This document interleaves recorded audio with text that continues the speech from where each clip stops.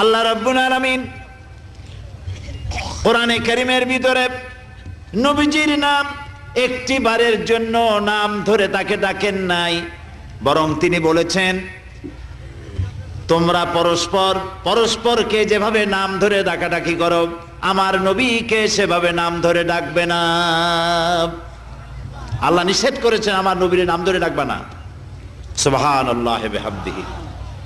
এই পৃথিবীতে যত নবী আসছেন সমস্ত নবীরা হলেন এলাকা ভিত্তিক নবী, অঞ্চল ভিত্তিক নবী।